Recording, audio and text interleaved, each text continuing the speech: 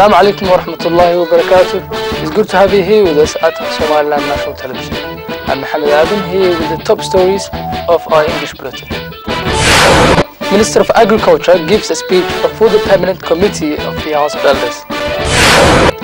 Increased number of migrants arrive in Somaliland seeking a better life.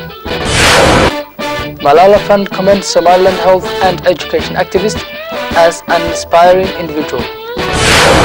Aung San Suu Kyi welcomes Angela Jolie to Myanmar.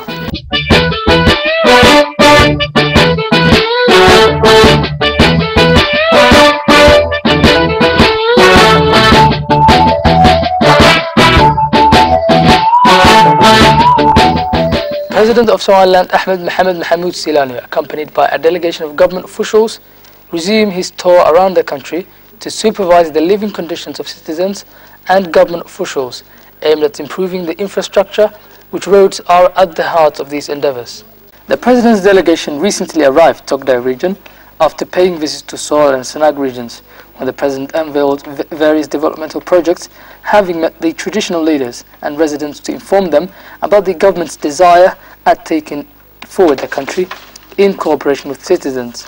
The President headed for Sahel region, where the President is expected to meet residents there and receive warm welcome from the residents.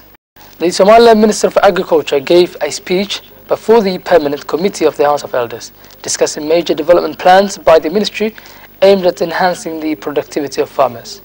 The minister, speaking to the members of the Permanent Committee of the House of Elders, stated that since the current administration came to power, the ministry has turned its focus at increasing productivity of farmers throughout the country. Since then, the ministry, in cooperation with UN organizations, began projects that were aimed at helping increase productivity of local farmers to secure the aim of food security. However, a number of other agricultural development projects followed, include growing test grains in selected areas due to their weather. These grown crops included rice, which for the first time have been unveiled that it could be grown inside Somaliland.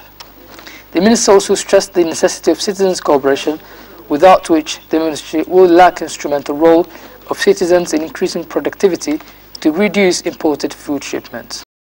A recent Channel 4 report focused on the boom in Somaliland, attracting migrants arriving in their hundreds seeking jobs and opportunities from Yemen, Ethiopia, London and elsewhere around the world. But in the northern region of Somaliland, they have managed to rebuild. A generation on, life in the north is much more peaceful. This is Hargeisa today. The very area people once deserted is now drawing money back. And refugees escaping conflict in Yemen are arriving in droves. These boats are carrying thousands across the Gulf of Aden. The relief is clear for the new arrivals. In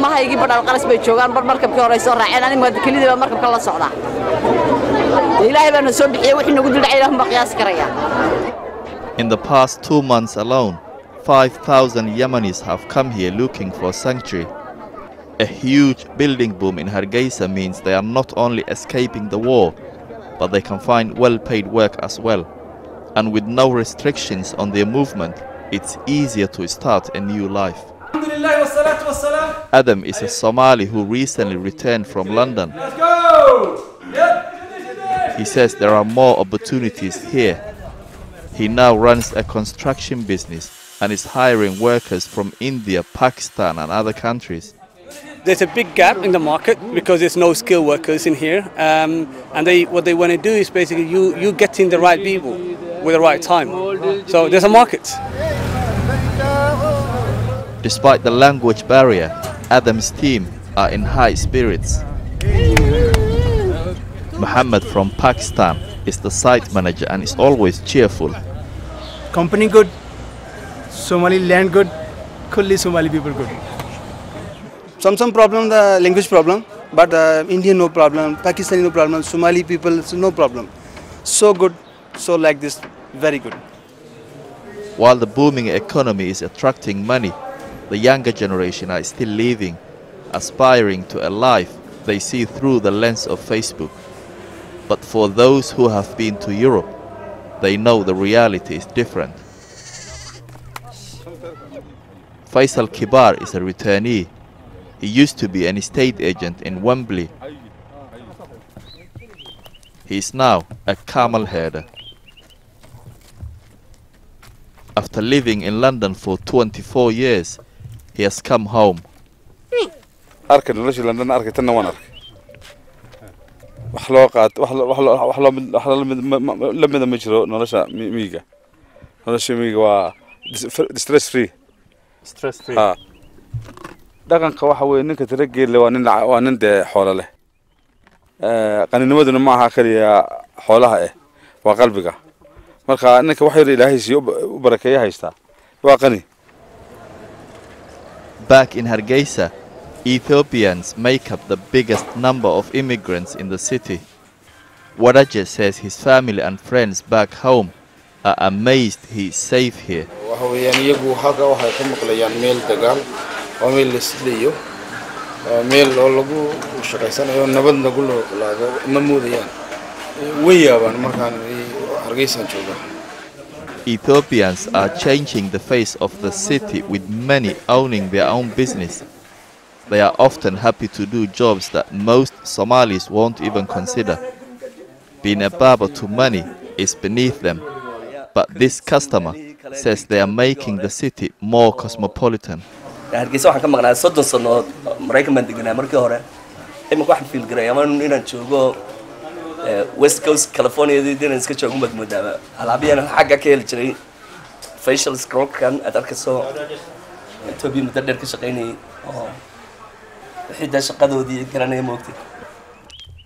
Faisal believes this changing face of Somalia will see many more people coming. He, for one, says he will never return to live in London. xagga markaan joogo warqadda ii soo dhacaysa khawruulaa tolo maxay tahay ma council tax ba ma electric bill ba ma water bill ba waxaad ka fikiraysaa nolol maalmeedkii xagga laakiin haddaad cid warqad ku soo tuuraysaana ma jirto cid kugu soo gabay leave ku imanaysaana ma jirto waxaad xor baa tahay. Somalia is at a crossroads. While many are returning home, others are still migrating. The challenge is to persuade young people to stay and recreate a nation that is a model for a newly peaceful Somalia. For the first time, the internationally renowned Malala Fund, established recently by the young Pakistani female education activist, used the picture of the Somaliland education and health activist, Edna Aden, as an inspiring advocate to help strengthen the roots of their worldwide pro-education campaign. Edna Aden has been involved in Somaliland's health sector for so long, having established Edna Aden Hospital in Hargeisa, which serves the maternity needs of mothers giving birth. The hospital also provides a number of other services involving child and mother care services. Malala Fund, established by Malala Yousafzai, a young Pakistani activist, has targeted several countries around the world, including Syria, Lebanon and others, to help relieve the hardships that many children are facing having fled from the conflict in their own countries. It's unclear whether this fund will also be extended to Somaliland education activists, who so far and for so many years have been working to help citizens in their respective nations in achieving better health and education services. Malala Fund is a worldwide fund which is sought to target those needy people around the world, particularly in impoverished societies, and for so many decades Somaliland has been struggling to provide assistance to migrants arriving from other countries in the continent. Myanmar's opposition leader and Nobel Peace Prize winner Aung San Suu Kyi has welcomed American actress Angela Jolie to her country. The two met with female workers in Myanmar's capital city Rangoon on Saturday to find out about their working and living conditions. The women live in low-cost hostels in the city's industrial zone. The British Embassy said the actress wanted to learn more from the people about their concerns and hopes for the future of their country.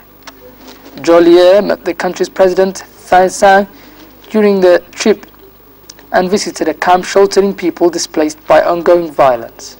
She is in the country on a 4-day visit as a special envoy from UN Refugee Agency UNHCR confirmed. An experimental Ebola vaccine tested on thousands of people in Guinea has proven to be 100% effective. However, the results are still preliminary. The study involved vaccinating close contacts of patients who had contracted the virus. This created a protective buffer of immunity. The Guinean Health Minister, Dr. Remy Lama, said he is immensely satisfied with the news because they've been trying to deal with the epidemic for over a year. He added that they were the first to accept testing the experimental vaccine. Experts have also warned that the different kinds of vaccines were needed that might be better suited for different population groups.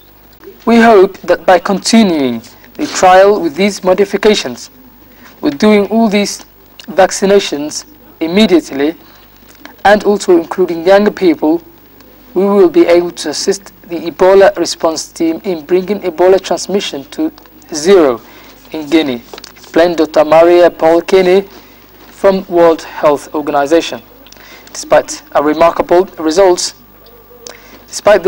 results, officials at WHO believe the effectiveness of the vaccine is likely to end up being between 75% and 100%. The Canadian government and the pharmaceutical company Merck developed the vaccine. That's it for this edition of the English News. Thank you for catching us. Join us at the same time tomorrow. Until then, Assalamu alaikum wa rahmatullahi.